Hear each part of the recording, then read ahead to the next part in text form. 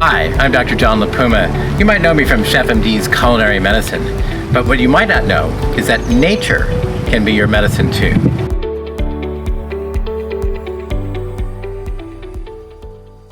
It might occur in taking care of animals.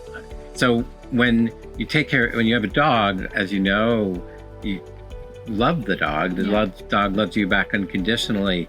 Is that kind of love and empathy for others accent and girls who are addicted to their devices, or do you think that there's a way to create it?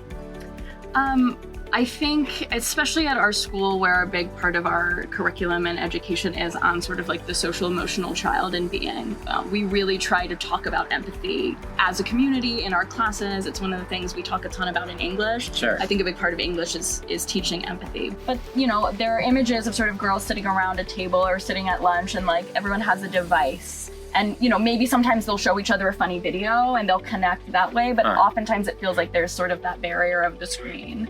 And a lot of times they're connecting through, you know, after school and stuff, they're connecting through social media mostly and texting instead of person to person. And I think so much comes from a person-to-person connection and interaction that you can't get from a digital space. And do you think they think that, or do they think it's just interrupting their digital lives? I don't think they're as comfortable with the idea of not being digital. I think they've grown up in a world where that's been what they're used to. And so I think it's part of our job as teachers is to help them learn and like teach them sort of a different way of connecting, just because it's so natural to them at this point. I think to us, it wasn't kind of how we grew up, and like, you know, the internet came around when I was in high school, and like I didn't have my own personal computer, my own personal phone, and it was very different. There was so much more like real physical interaction.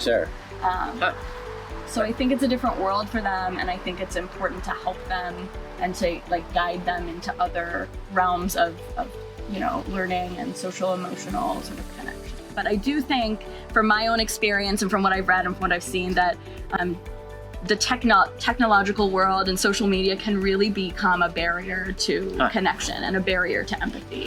And that giving them tools to have conversations and, you know, bring up things to one another that maybe are bothering them outside of that world, and again, like build those friendships in sort of a more tangible way, I think is really important, and it does encourage empathy from what I've seen. How does the natural world do that?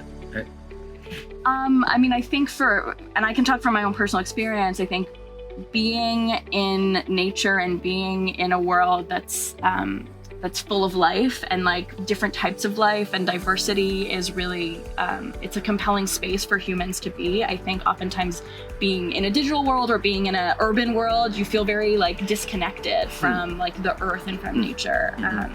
And I know like part of what we have the girls do is go out into nature in different ways in the garden or, you know, on our educational, you know, trips where we go camping, just to sort of like also unplug, but also to sort of be in nature because growing up in LA, you don't get that as much. Right, of course. You know? Yeah.